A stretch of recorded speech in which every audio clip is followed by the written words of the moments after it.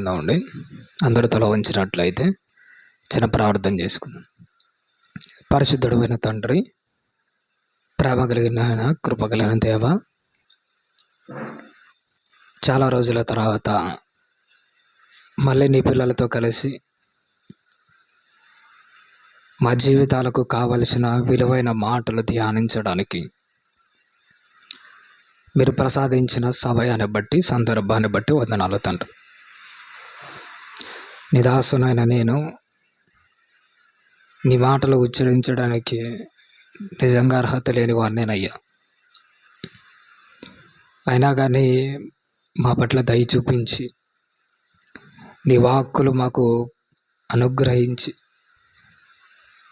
నీ పరిచర్లో వాడుకుంటున్నందుకై వందనాలు తండ్రి.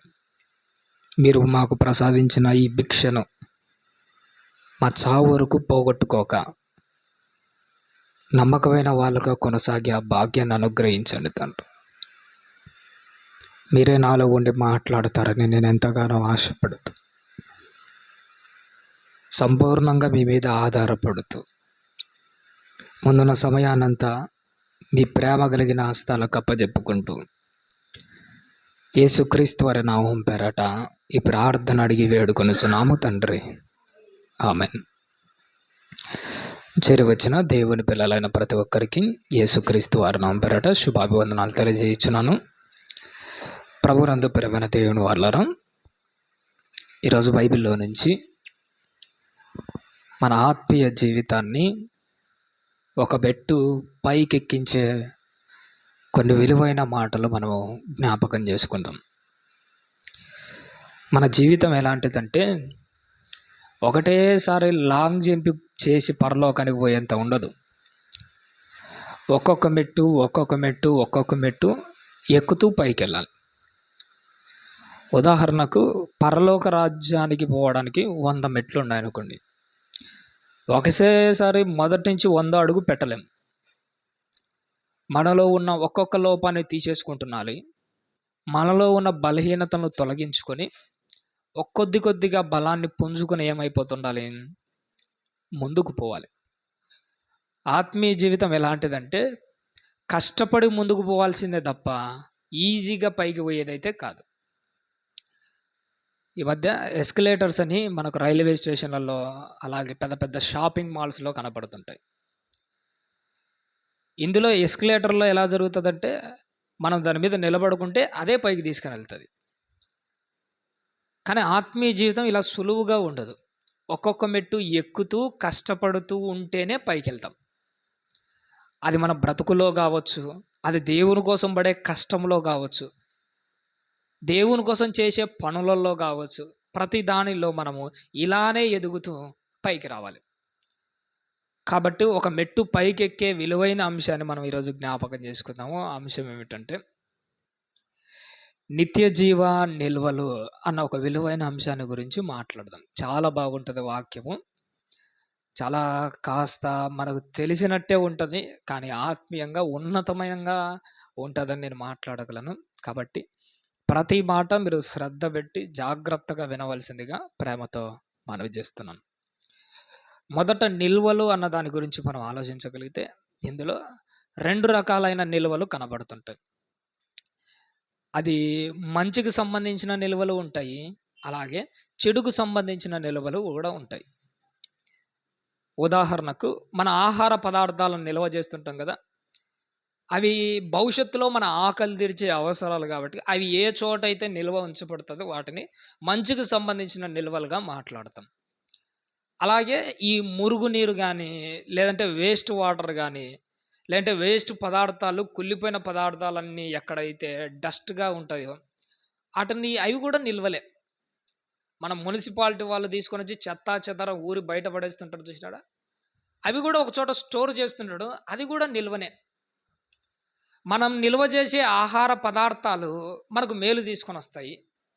మనం వేస్ట్ పడేసి బయట నిల్వ చేస్తున్న ఆ చెడు పదార్థాలు, మున్సిపాలిటీ పదార్థాలు, అవి ఏం చేస్తాయంటే మనకు కీడు చేయడం అన్నది జరుగుతుంది. అలాగే మన ఆత్మీయ జీవితంలో కూడా వేటిని మనం నిల్వ చేస్తున్నామన్న దాన్ని బట్టి ఆధారపడి ఉంటుంది.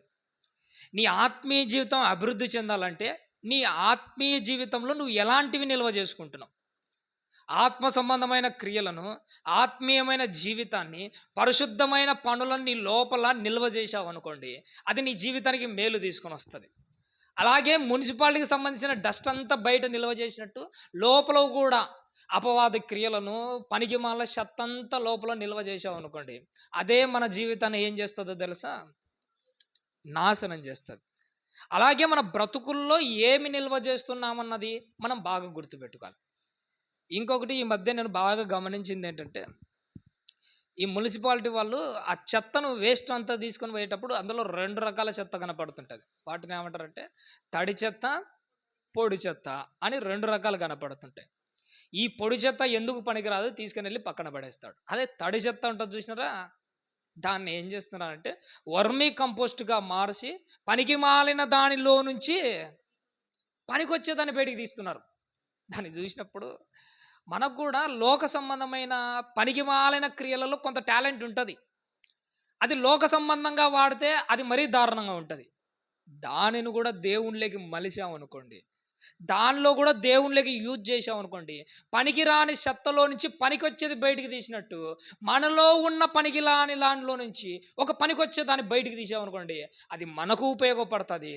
మనల్ని నమ్మి ఈ లోకానికి పంపించిన దేవునికి కాడ కాస్త ఉపయోగపడతాయి. కాబట్టి మన ఆత్మీయ జీవితంలో మనం గమనించవలసింది ఏంటంటే, మన లోపల ఎలాంటి వాటిని నిల్వ చేసుకుంటున్నాము అన్నది గమనించాలి. ఇంకొక మాటను కూడా మనం బాగా గమనించగలిగితే, మనం సర్వసాధారణంగా దేన్నైతే నిల్వ చేస్తామో, నిల్వ చేసిన వాటిలో అవి బాగుపడాలంటే, అవి ఎక్కువ కాలం నిల్వ ఉండాలంటే మనం కొన్నిటిని యాడ్ చేయాలి. ఉన్నదాన్ని ఎక్కువ నిల్వ చేయాలంటే కొన్నిటిని యాడ్ చేయాలి. ఉన్నది చెడిపోవాలన్నా కానీ కొన్నిటిని యాడే చేయాలి. ఈ ఏది యాడ్ చేస్తున్నామన్న దాన్ని బట్టే అది ఎక్కువ కాలం నిల్వ ఉంటుందా, లేకపోతే చెడిపోతుందా అన్నదే ఆధారపడి ఉంటుంది. ఉదాహరణకు బియ్యం ఉంటాయి. ఈ బియ్యం పురుగు పట్టకుండా మన వాళ్ళు ఏం చేస్తారంటే, అది ఎక్కువ కాలం నిల్వ ఉండి బాగా కనిపించాలని చెప్పేసి అందులో వేపాకు, ఉప్పు కలపడం అన్నది జరుగుతుంది. వేపాకు, ఉప్పు కలిపిన బియ్యం చాలా కాలం ఉంటుంది. అంటే అది కలపడంతో దాని నిల్వ ఏమైపోయిందంటే కాస్త పెరిగింది. అదే కొన్నిటి వాటికి నిల్వకు ఉన్న వాటికి కొన్ని యాడ్ అయ్యాయి అనుకోండి, అవి ఏమైపోతాయి తెలుసా? చెడిపోతాయి. ఉదాహరణకు మనం తినే ఆహారం ఉందనుకోండి, భోజనమే ఉందనుకోండి. ఫస్ట్ భోజనంలో తినేటప్పుడు దానికి కొంత వాటర్ యాడ్ చేసి ఒకరోజు పక్కన పెట్టండి. 2 రోజులు ఉపయోగపడే ఆహారం ఒక రోజుకి ఏమైపోతుంది? చెడిపోతుంది, స్మెల్ వస్తుంది. దీని గురించి బైబిల్లో యెషయా గ్రంథంలో ఒక చక్కని మాట మన కోసం రాయించాడు దేవుడు. మొదటి అధ్యాయము యెషయా గ్రంథము 22వ వచనాన్ని ఒక్కసారి జ్ఞాపకం చేసుకుందాం.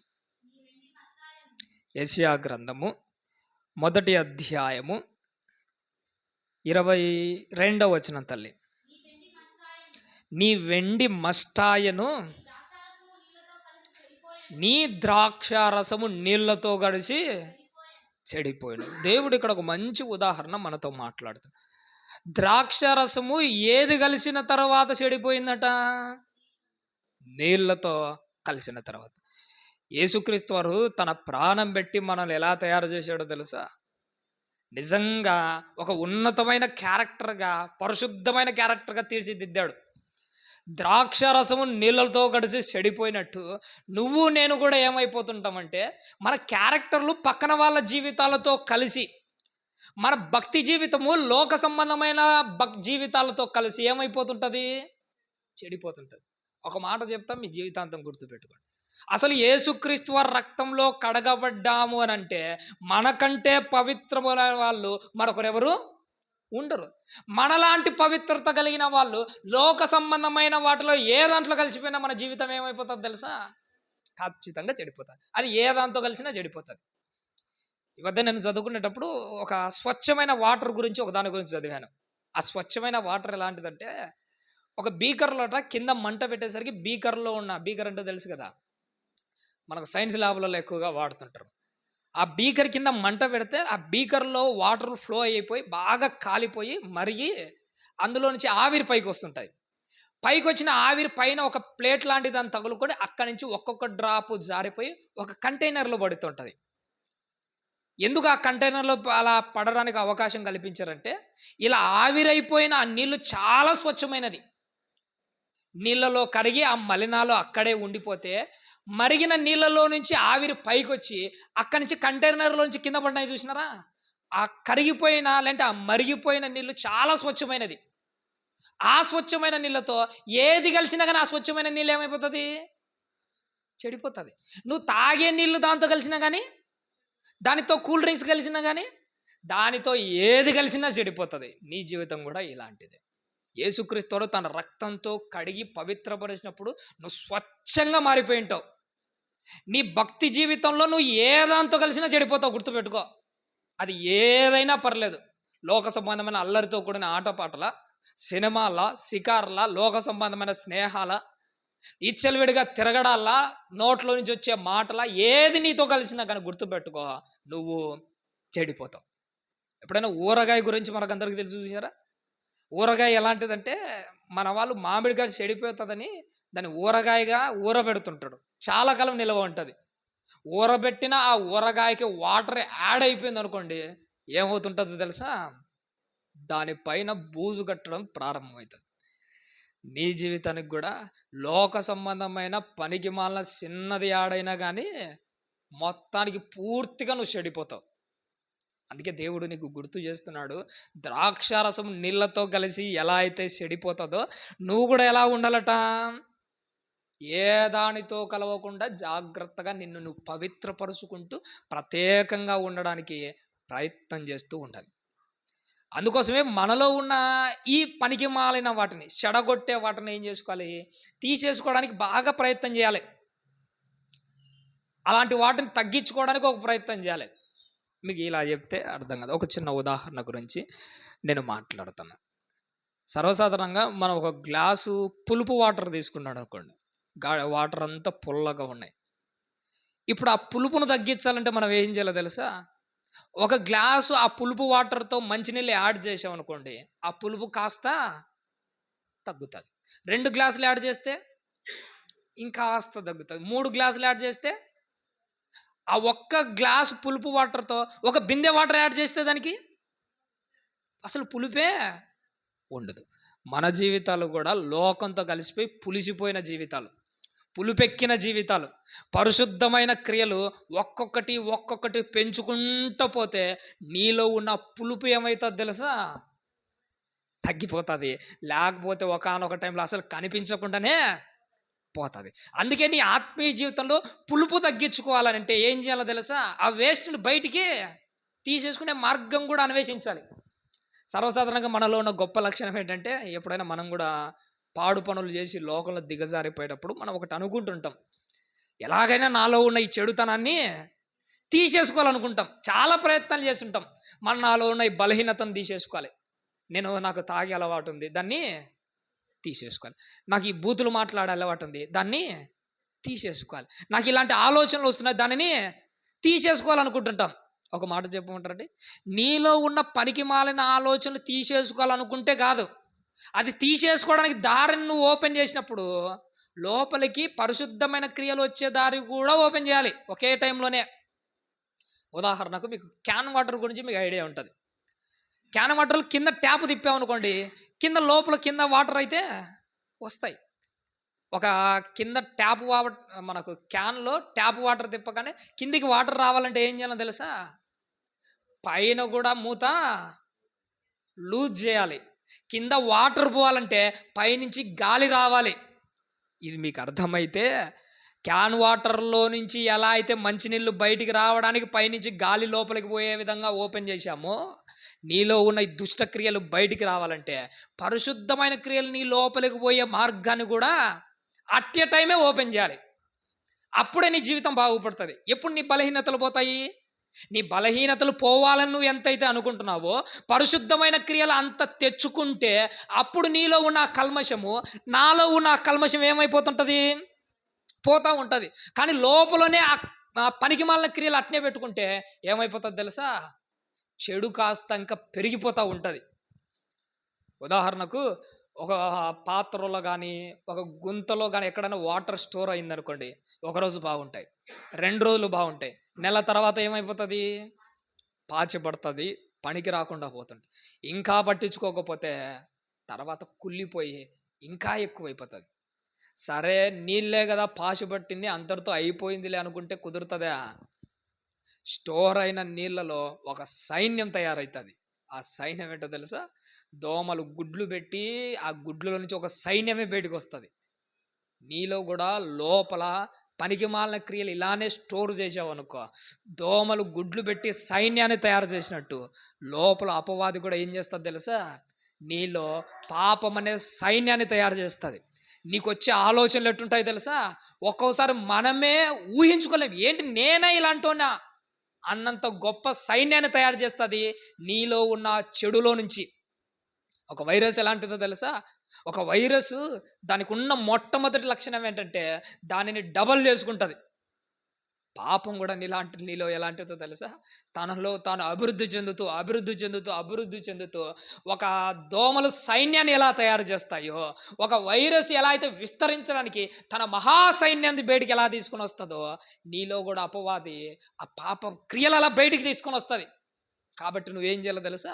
నీలో ఉన్న ఆ చెడుతనాన్ని, నీలో నిల్వ ఉన్న పనికిమాలిన క్రియలను, ఆ దోషపూరితమైన ఆలోచనలు ఏం చేయడానికి ప్రయత్నం చేయాలి నువ్వు? తీసేసుకోవాలి. తీసేసుకోవాలంటే పైనుంచి పరలోక రాజ్యానికి సంబంధించిన మాటలు నీ హృదయంలో వేసుకోవడానికి ప్రయత్నము చేస్తూనే ఉండాలి. ఒకసారి యోబు గ్రంథంలో కూడా ఒక చక్కని మాట దేవుడు మన కోసం రాయించాడు తల్లి. 31వ అధ్యాయము యోబు గ్రంథము 31వ అధ్యాయం 34వ వచనాన్ని ఒక్కసారి జ్ఞాపకం చేసుకుందామమ్మా. యోబు గ్రంథము 31వ అధ్యాయం 34వ వచనం తల్లి. మహాసమూహమునకు భయపడియు కుటుంబంలో తిరస్కారమునకు జడిసియు నేను మౌనముగా నుండి ద్వారము దాటి బయలు వెళ్ళక రొమ్ములో నా పాపమును కప్పుకొని ఎడల పరముననున్న దేవుని దృష్టికి నేను వేషధారణ అవుతుంది. నా భక్తి జీవితంలో ఒకటి గుర్తుపెట్టుకోవాలి. లోపల పాపాన్ని దాచుకుంటే మనకు కుళ్ళు కంపు కొడుతుంది. మన్నా గురించి ఒక విలువైన మాట ఉంటుంది బైబిల్ గ్రంథంలో, మనకు తెలిసిన మాటనే. దేవుడు ఏ రోజుకు సంబంధించిన ఆహారం ఆ రోజుకే కూర్చుకోండి, రేపటికి దాన్ని మీ దగ్గర పెట్టుకోవద్దు అని చెప్తాడు. పొరపాటున కొంతమంది ఏం చేశారో తెలుసా? మరుసటి రోజు వరకు కూడా పెట్టుకున్నారు. అది ఎలా ఉన్నదట? కుళ్ళిపోయి భయంకరమైన వాసన వచ్చిందట. మన్నాను మరో రోజు వరకు దాచిపెట్టుకుంటే ఎలా అయితే కుళ్ళిపోతుంటుందో, నీ హృదయంలో దాచుకున్న పాపము, నీ హృదయంలో కప్పుకున్న పాపం ఎలాంటిదో తెలుసా? యెహోవా దృష్టికి అసహ్యంగా కనపడుతుంది. ఎప్పుడైనా కానీ సమాధిలో లోపల దాచిపెట్టిన నీ శరీరం ఎలా అయితే కుళ్ళిపోతుంటుందో, నీ లోపల కూడా పాపం అలానే కుళ్ళిపోతుందని మాత్రం నువ్వు ఎప్పటికీ మర్చిపోకు. సమాధిలో దాచిపెట్టిన, సమాధిలో కుళ్ళిపోతున్న ఆ శవం నీ కళ్ళకు కనిపించకపోవచ్చు. అలాగే నీలో ఉన్న పాపం కూడా నీ కళ్ళకు కనిపించకపోవచ్చు. కానీ నీ హృదయాన్ని చూసే దేవునికి మాత్రం అది ఖచ్చితంగా కనబడుతుంటుంది. ఎలా ఉంటుంది తెలుసా? ఆయనకు అసహ్యం కలుగుతూ ఉంది. నా రొమ్ములో పాపాన్ని దాచుకొని ఎడల దేవునికి ఎలా కలుగుతుందట? అసహ్యం. దేవుడి దృష్టికి నేను ఎలా ఉంటా? మళ్ళా చదువు తల్లి. రొమ్ములో నా పాపమును కప్పుకొని ఎడల పరముననున్న దేవుని దృష్టికి వేషధారణ. పైకి మాత్రం నేను బాగున్నాను ప్రభువా అని లోపల పాపాన్ని కప్పుకుంటున్నావు అనుకోండి, దేవుని దృష్టిలో నువ్వు ఎలాంటి వాడివట? వేషధారణ. అలాంటి జీవితాలు మన దగ్గర ఉండకూడదు. దేవునికి మనం దగ్గర అయ్యాము అంటే దాని అర్థం ఏంటో తెలుసా? దేవుని దగ్గర మనకు నటించడానికి మరొకటి ఏమీ ఉండకూడదు. ఒక మాట చెప్పుకుంటా, దేవుని దగ్గర నటిస్తేనే కనుక్కోలేడా? ఖచ్చితంగా కనుక్కుంటాం. కానీ నా భక్తి జీవితంలో ఒకటే గుర్తుపెట్టుకోవాలి, నటించడం కాదు దేవుని దగ్గర. ఒకవేళ పొరపాటున కప్పుకున్న దాన్ని నువ్వేం చేయాలి? తీసి చూపించి, ప్రభువా ఇది నాలో ఉన్న పాపము, దయతో నన్ను క్షమించు. మన శరీరంలో కూడా ఇలాంటి కంపు పనులు చాలా ఉంటాయి. ఎప్పుడైతే నువ్వు దాన్ని బహిర్గతం చేసావనుకో, అప్పుడు దేవుడు ఒక డాక్టర్ వలె నీ మీద జాలి చూపించి, నీ పుండ్లను, నీ గాయాలను మెత్తన చేసి, తైలం పట్టించి నిన్ను బాగు చేస్తాడు. ఒకవేళ అదే నువ్వు ఆ పుండ్లను కప్పుకున్నావనుకో, దేవుని జీవితానికి ఏం కాదు, నీ జీవితమే నాశనం అయిపోతుంది.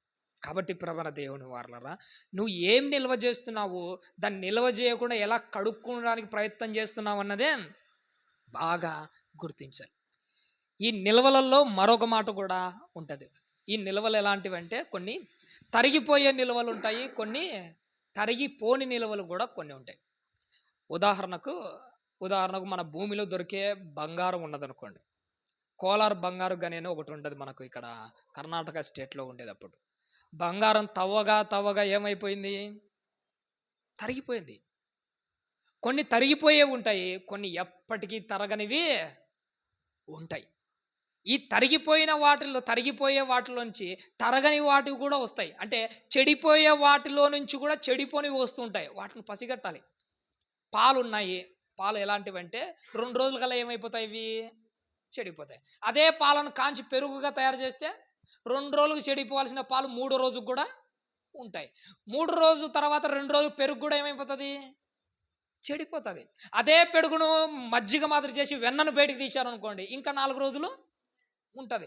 అదే వెన్నను పక్కకు తీసి కాంచి నెయ్యి మాదిరి తయారు చేస్తే ఎప్పటికీ ఉంటుంది.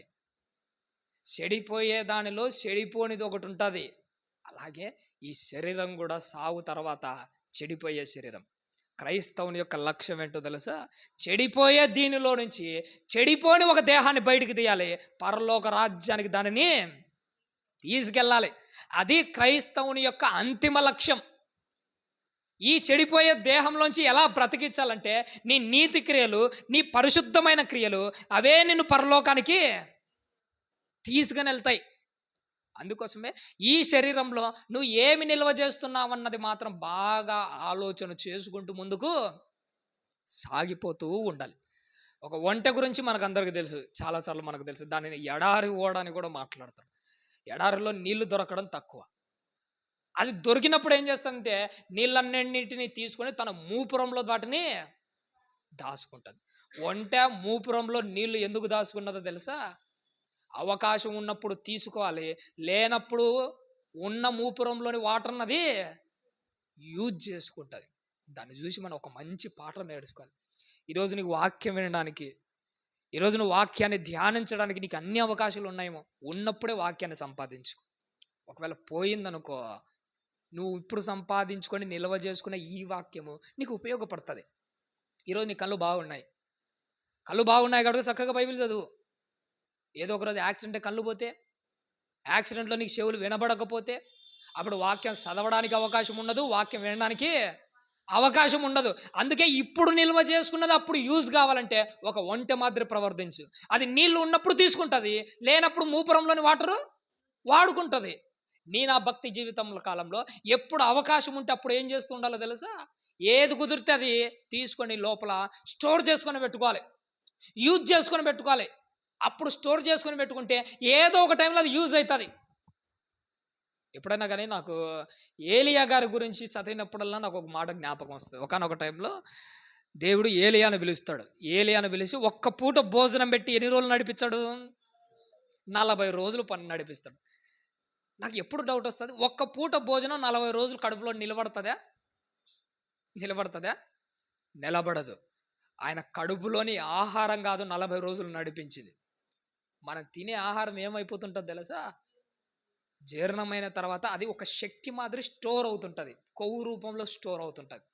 ఈరోజు నువ్వు తిని బాగా స్టోర్ చేసావు అనుకో, ఆ రోజు ఏదో ఒక రోజు నీకు ఆకలి అయ్యే టైంలో తినడానికి తిండి లేనప్పుడు స్టోర్లో ఉన్న ఈ కొవ్వు పదార్థాలు ఏమైపోతాయి, మళ్ళీ యూజ్ అవుతాయి. ఆ రోజు ఏలియా గారికి ఒక్క పూట భోజనం పెట్టి 40 రోజులు నడిపించాడంటే ఆయన తిన్న ఆహారం ఒకరోజు పని చేసి ఉంటాం. 39 రోజులు నడవడానికి ఏ శక్తి ఉపయోగపడి ఉంటుందో తెలుసా? కేరీతు వాగు దగ్గర లోకమంతా పస్తులు పడుకున్నప్పుడు ప్రతిరోజు మాంసాన్ని పెట్టి మాంసకృతులతో ఎందుకు పోషించాడు?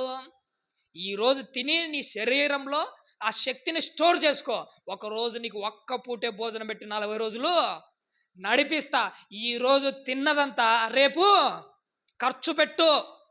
దేవుడు కూడా నా భక్తి జీవిత కాలంలో ఏదైనా నీకు ఒకటి ఇస్తున్నాడంటే ఇప్పుడు గుర్తుపెట్టుకోండి, సంపూర్ణంగా దాన్ని తీసుకోండి. దేవుడు నీకు ఆస్తులు ఇస్తున్నాడా? తీసుకో. దేవుడు నీకు సంపద ఇస్తున్నాడా? తీసుకో. దేవుడు నీకు ఏది ఇచ్చినా తీసుకో. తీసుకున్నడాని వెనక ఉన్న పరమార్థం ఏంటో తెలుసా?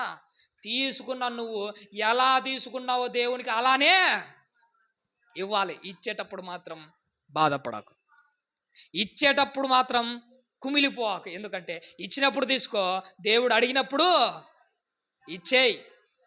బైబిల్లో యోబు గ్రంథంలో ఒక చక్కని మాట రాయించాడు మన కోసం. ఒకసారి చూడమ్మా, 39వ అధ్యాయము, యోబు గ్రంథము 39వ అధ్యాయము 16వ వచనాన్ని ఒక్కసారి జ్ఞాపకం చేసుకుందాము తల్లి.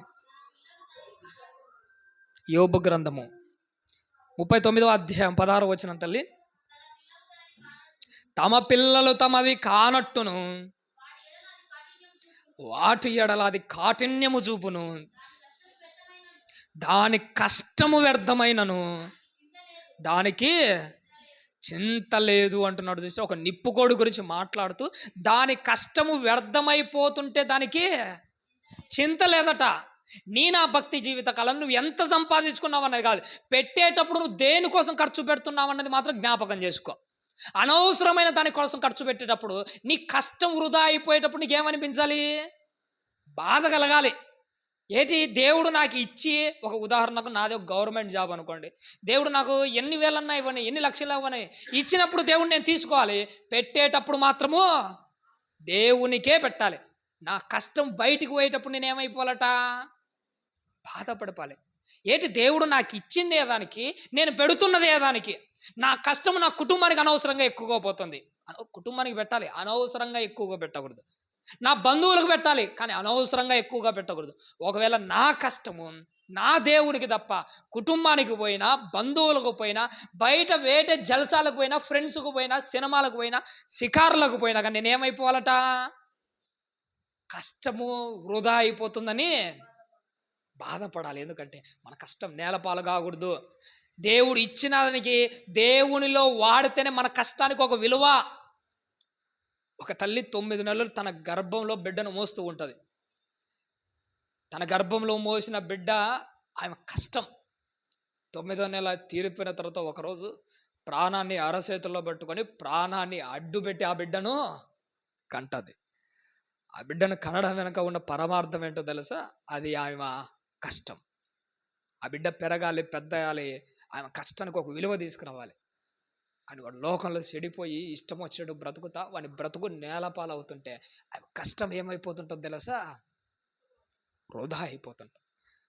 ఒక తల్లి కష్టం వృధా అయిపోయినట్టు ఒకటి గుర్తుపెట్టుకోండి, ఇన్ని రోజుల నుంచి కష్టపడి పెంచుకుంటూ వస్తున్న మన భక్తి జీవితం వృధా కాకూడదు.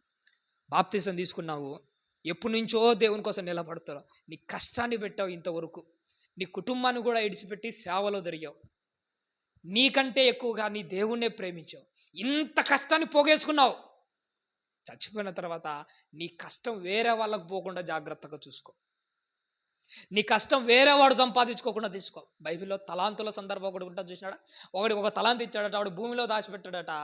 ఆడేం చేశాడు? ఆ తలాంతుని తిరిగి తెచ్చింటే వాడిని తలాంతు తీసేసి ఒకడికి ఇచ్చాడు. గుర్తుపెట్టుకోండి, ఇన్ని రోజుల నుంచి నువ్వు కష్టపడి సంపాదించుకొచ్చిన భక్తి జీవితం, నీ కష్టాన్ని తీర్పు రోజున తీసి ఆడి తలాంతు తీసి పక్కనోడికి ఇచ్చాడు, చూసినాడా? అలా నీ కష్టాన్ని దేవుడు తీసి పక్కనోడికి ఇవ్వకూడదు. నీ కష్టం నీకే రావాలి. నీ కష్టం నీకే రావాలంటే నువ్వు ఎక్కడ ఉండాలి? పరలోకంలో ఉంటేనే నీ కష్టం నీకు వస్తుంది. లేదంటే నీ కష్టాన్ని తీసి మరొకడికి ఇస్తాడు.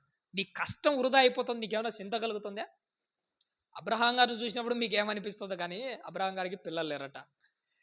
దేవుడు అబ్రహాంతో నీకు సంతానం ఇస్తానంటే అబ్రహాం గారు అంటారు, అయ్యా నువ్వు నాకు కొడుకుని ఇవ్వలేదనుకో, నా ఆస్తి ఆ ఎలియాజర్గా ఎలియాబుగా ఒక పేరు ఉంటుంది, ఎలియాజరా. ఆ అబ్రహాం గారు తన ఆస్తి గురించి మాట్లాడుతూ, అయ్యా నాకు కానీ నువ్వు పిల్లలు ఇవ్వకపోతే ఆ కష్టం అంతా ఎలియాజర్కు పోతుందేమోనని, తన కష్టము అతనికి ఎక్కడ షిఫ్ట్ అయిపోతుందేమోనన్నా బాధ ఎక్కువగా కలిగింది. అబ్రహాం గారిని చూసినప్పుడు నువ్వు ఒక పాట నేర్చుకో. నీ భక్తి జీవిత కాలంలో బాప్తీసం తీసుకున్నప్పటి నుంచి ఇంతవరకు నీ కష్టం అది దేవుని కోసం చేసినది.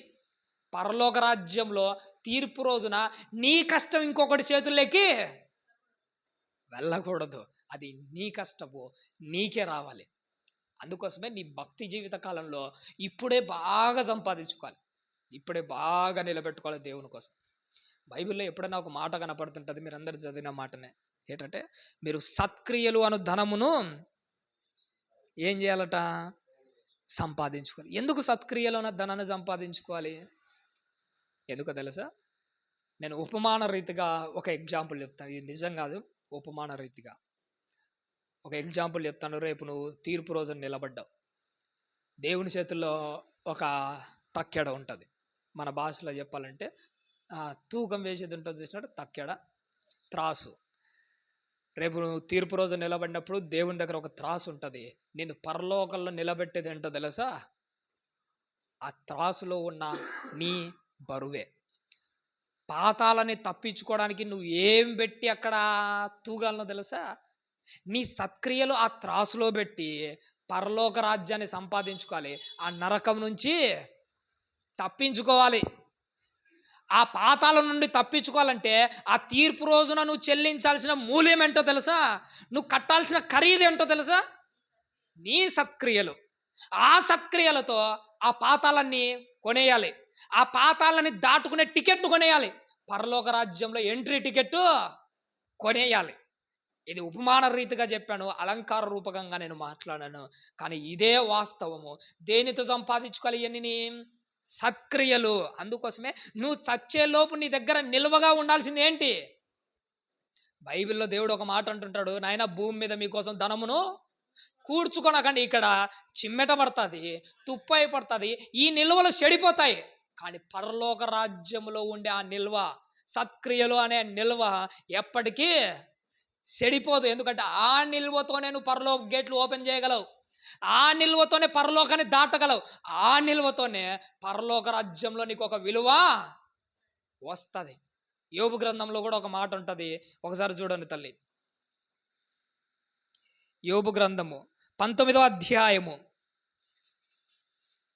23వ వచనాన్ని ఒక్కసారి జ్ఞాపకం చేసుకుందాం. యోబు గ్రంథం 19వ అధ్యాయము 23వ వచనము. నా మాటలు రాయబడాలని నేను ఎంతో కోరుచున్నాను, అవి గ్రంథములో రాయవలనని నేను ఎంతో కోరుచున్నాను. యోబు గారు ఆశపడ్డారట తన బ్రతుకు కాలంలో. నేను ఎప్పుడని అనుకుంటున్నాను, యోబు గారు ఈ మాట పలికేయటానికి ఆయన మాటలు యోబు గ్రంథంలో రాయబడతాయని ఆయనకు తెలియదు. అయినా కానీ ఒక మంచి మాట పలికాడు. ఏమంటే, నా మాటలు రాయబడాలని ఎంతో కోరుచున్నాను. యోబు గారి మాటలు రాయబడ్డాయి. ఒక మాట చెప్పమంటారా? యోబు గారి మాటలే కాదు, నీ చూపులు, నీ క్రియలు, నీ ప్రవర్తన ప్రతిదీ ఏమైపోతుందో తెలుసా? జీవ గ్రంథంలో, బుక్స్లలో, గ్రంథాలలో రాయబడుతూ ఉన్నాయి. నీ జీవిత కాలంలో ఏవి నిల్వగా తయారవుతున్నాయి తెలుసా? నీ క్యారెక్టరే ఒక నిల్వగా తయారవుతుంది. నువ్వు ఏది నిల్వ చేస్తే ఆ నిల్వతో నువ్వు పరలోక రాజ్యాన్ని కొంటావా, అదే నిల్వతో నువ్వు నరకాన్ని కొంటావో అక్కడే ఆధారపడి ఉంటాయి. యోబు గారి మాటలు రాయబడితే ఆ మాటల ద్వారా ఆయన గౌరవం వస్తుంది.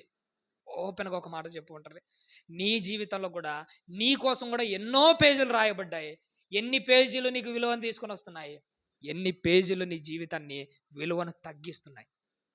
నీ విలువను పెంచే పేజీలు ఎన్ని ఉన్నాయి దేవుని దగ్గర? నీ విలువను తగ్గించే పేజీలు ఎన్ని ఉన్నాయి? ఒక్కసారి ఆలోచన చేసుకో.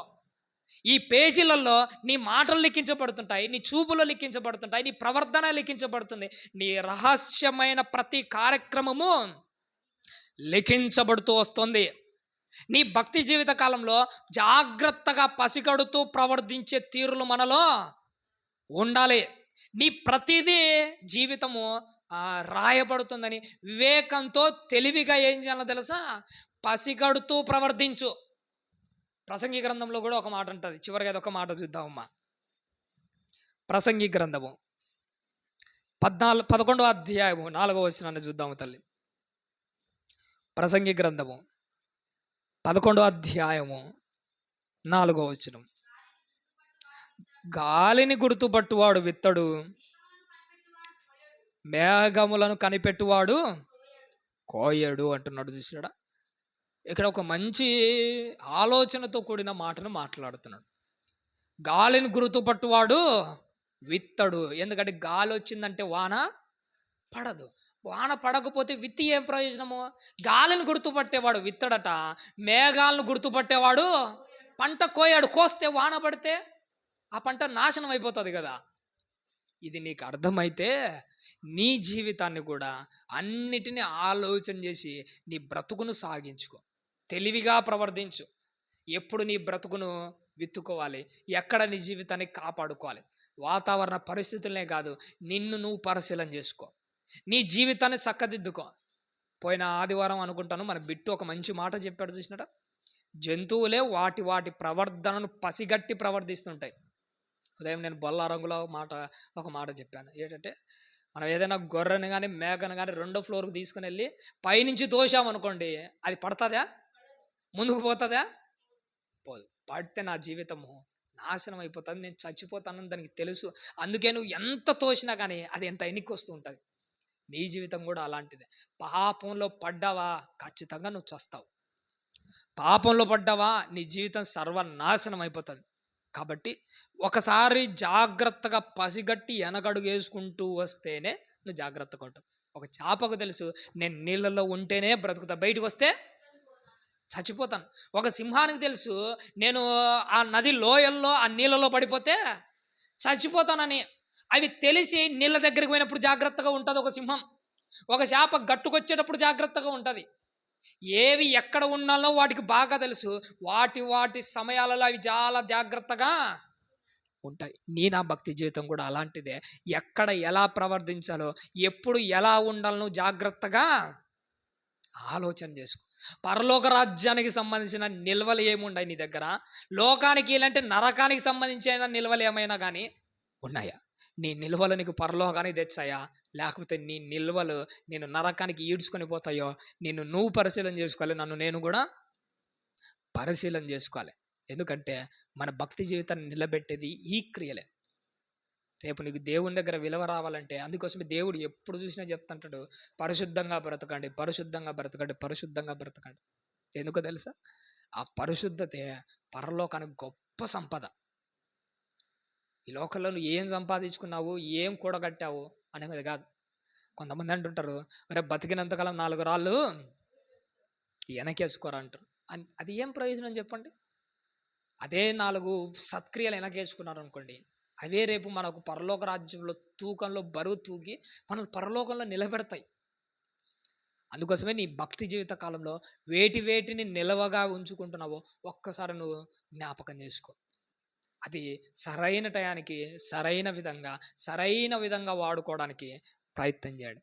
మనం తినే ఆహారం చూసారా, తింటున్న ప్రతి ఆహారం ఏమైపోతుంటుంది? అది శరీరంలో స్టోర్ అవుతుంటుంది, శక్తిగా కొవ్వుగా మారిపోతుంటుంది. అది ఎంతవరకు ఉండాలి? ఎంతవరకు తెలుసా? ఆ కొవ్వును సరైన టైంలో మళ్ళీ యూజ్ చేస్తూ ఉండాలి. లేకపోతే అదే మన జీవితాన్ని ఒకరోజు ఏం చేస్తుంది తెలుసా? చంపేస్తుంది. ఈరోజు హార్ట్ అటాక్లు ఎందుకు వస్తున్నాయి అనుకుంటున్నారు? ఆ గుండెల్లో ఆ నరాలలో పేరుకుపోతున్న ఆ కొవ్వు పదార్థాలే. నువ్వు కూడా ఈరోజు సంపద వచ్చిందనుకో, దాన్ని ఎక్కువగా పేడ పెట్టావు అనుకో, అదే నీ జీవితాన్ని నాశనం చేస్తుంది. అది రావడం ఎంత ముఖ్యమో, దానిని దేవుని కోసం ఖర్చు పెట్టడం కూడా అంతే ముఖ్యం. ఈరోజు పరలోక రాజ్యానికి సంబంధించిన ఆ విలువైన మాటల్లో మనకు జ్ఞాపకం చేసుకుంటూ వచ్చింది ఏంటంటే, దేవుడు మనతో చెప్పాడు ఒకటే మాట, పరలోక రాజ్యానికి సంబంధించిన ఆ నిల్వలలో ఏ నిల్వలు మన దగ్గర ఉన్నాయి? మొదటి నుంచి మనం మాట్లాడుకుంటూ వచ్చిన మాటలు, పరిశుద్ధమైన క్రియలు ఉన్నాయా, పాతాలకు సంబంధించిన క్రియలు ఉన్నాయా? వేటిని నువ్వు నిల్వ చేసుకుంటున్నావు? ఆ నిల్వ నీలో భక్తిని పెంచే విధంగా ఉందా, లేకపోతే జీవితాన్ని నాశనం చేసే విధంగా ఉందా? మంచి నిల్వలు ఏం చేస్తుందంటే రోజు రోజుకు నిన్ను అభివృద్ధి చెందుతూ ఉంటాయి. కష్టకాలంలో ఇవే ఉపయోగపడేది. యోసేపు గారి గురించి మనకు అందరికీ తెలుసు. యోసేపు గారు ఐగుప్తులో చేసిన పని ఏంటో తెలుసా? రాబోయే కాలంలో 7 సంవత్సరాలు కరువు రాబోతుందని ఆయన ఏం చేశాడంటే ధాన్యానంతటిని నిల్వ చేశాడు. ఆ కరువు నుంచి తప్పించుకోవడానికి ఈ ధాన్యమే పెట్టుబడి. నీ బ్రతుకు కాలంలో కూడా చావు తర్వాత ఒక పాతాళం అనే భయంకరమైన కరువు రాబోతుంది.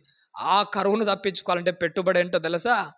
నీ సత్క్రియలే, నీ పరిశుద్ధమైన క్రియలే. ఎప్పుడు కష్టపడాలి? ఎప్పుడు? ఇప్పుడే కష్టపడాలి. ఒక చీమను చూసారా? దాని కొద్దీ అది ఏం కష్టపడుతుంటుంది ఆహారం తెచ్చుకోవడానికి. ఎందుకో తెలుసా? రాబోయేది గడ్డు కాలము. ఆ ప్రమాదం నుంచి నేను తప్పించుకోవాలంటే ఈరోజు రెస్ట్ తీసుకుంటే కుదరదు. ఒక చీమ పరుగులు చూసినప్పుడన్నా నీకు అర్థం కావాలి, నేను కూడా పరిగెత్తాల్సిన సమయం ఒకటి వచ్చిందని. అది పరిగెడుతున్నప్పుడల్లా అమ్మో నేను కూడా పరిగెత్తాలి, ఎందుకంటే ఒకరోజు గడ్డు కాలం వస్తుంది, అప్పుడు నేను పరిగెత్తలేను. అప్పుడు ఆ కాలం నుంచి నేను తప్పించుకోవాలంటే, ఆ విపత్కర పరిస్థితి నుంచి నేను బయటపడాలంటే ఇప్పుడే పోగేసుకోవాలి. నేను ఆ భక్తి జీవిత కాలంలో ఆ చీమలను చూసి కొన్ని నిల్వలను జాగ్రత్తగా పెట్టుకోండి. ఎందుకంటే మనం దేన్నైతే నిల్వ చేసుకుంటామో అపవాది దాన్నే ఎత్తుకోవడానికి ప్రయత్నం చేస్తూ ఉంటాడు. కాబట్టి ప్రియమైన దేవుని వారలారా, నీ నిల్వలు ఎలా ఉన్నాయి, వాటిని నువ్వు ఎంతవరకు జాగ్రత్తగా భద్రపరుచుకుంటున్నావు అని జ్ఞాపకం చేసుకుంటూ ముందుకు కొనసాగుతా. నిత్య జీవానికి చేసే ఆ నిల్వలు ఏంటనుకుంటున్నారు? మనలో ఉండే భక్తి, నీతి, విశ్వాసాలు, పరిశుద్ధమైన క్రియలు. ఇవే పరలోక రాజ్యంలో నిన్ను నిలబెట్టే నిల్వలు. ఇవే గొప్ప సంపద. ఈ సంపద గురించి తెలిసిన వాడెవడు ఎప్పటికీ ఆ సంపదను పోగొట్టుకోరు. కాబట్టి ప్రియమైన దేవుని వారలారా, మరణం వరకు నమ్మకంగా ఉందాము. ఇక్కడ కనపడుతున్న మనం పరలోకంలో కనిపించాలి. మన కష్టం మాత్రం ఎవడికి పోకూడదు. ఇది ఎప్పటికీ మర్చిపోకండి. ఎంతో కష్టపడుతున్నాం, ఎంతో ప్రయాసపడుతున్నాం, సేవ చేస్తున్నాం. మనకు లేకపోయినా పస్తులు పడుకొనైనా కానీ కష్టపడుతున్నాం. కాబట్టి మన కష్టం ఎవడికి పోకూడదు, మనకే దక్కాలి. ఆ కష్టాన్ని బాగా సంపాదించుకుందాము, దేవుని దగ్గర గొప్ప మేలు పొందుకుందాం. అలా మీరు, నేను, మనమందరం ఉండాలని ఆశపడుతూ ఓపికతో విన్నందుకు మీకు అందరికీ నా నిండు మనసుతో వందనాలు తెలియజేస్తూ ఈ నా మాటలు ముగిస్తున్నాను.